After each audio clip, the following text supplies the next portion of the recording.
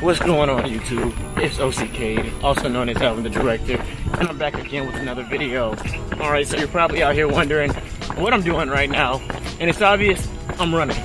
Alright, so I got a lot of DMs and I got a lot of questions in the comments about running at OCS and what to expect, and I'm gonna tell you, you do run a lot. So I covered it a couple weeks ago in my PT video, and I kind of covered, what to expect when it came to PT, but I didn't really go into running in detail, so I want to go ahead and cover that. So you'll be doing a lot of release runs, you'll be doing a lot of formation runs, and the last thing you want to do is fall out of a formation run or come in last in a release run. So you have the 1 mile release, you have the 3 mile release, and you have the 5 mile release run, and all of them come with their challenges.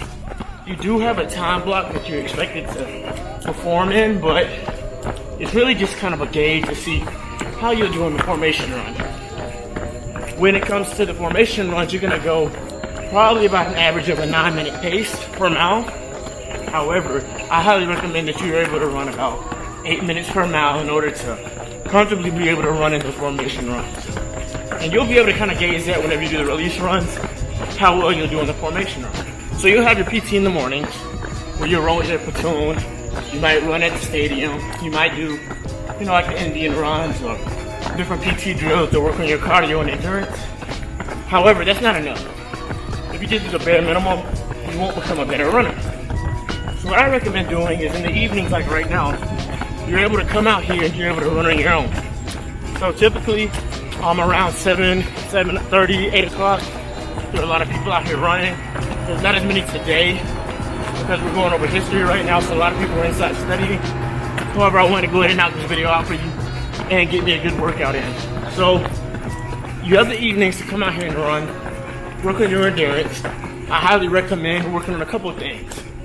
30-60s, which is 30 seconds of hard running, 60 seconds of a walk, which allows you to kind of catch your breath some.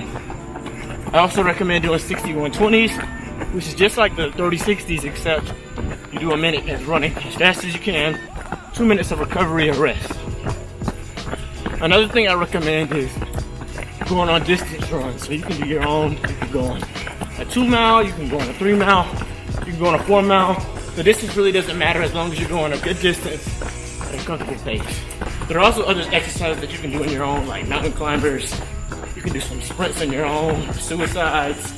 You can do other cardio-based activities to kind of switch things up a little bit, and like half jacks, and it'll really help with your endurance and help you on these long runs. Alright, so on the 2 mile, you have to be able to run at whatever pace your age and your gender requires of you.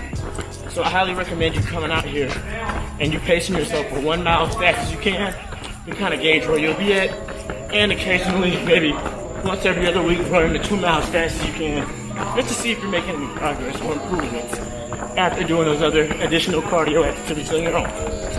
Another thing that I like to do on my own is I like to come out and I like to run a 1 mile or a 2 mile on days I really don't feel like running hard, just to kind of keep, my stamina and my endurance at the same level, and just to really get that runner's high and just kind of move around a little bit. There's some days where the PT is going to be a lot lighter than other days, so there's nothing wrong with coming out here on your own and just, getting it in.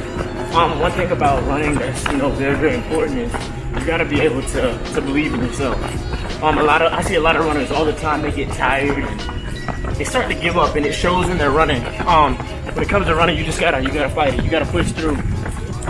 Your legs are gonna hurt at times, you're gonna feel your heart rate spiking, but you can make it. At the end of the day, you have to stop running eventually, so you might as well go ahead and try to reach your goal as best as you can.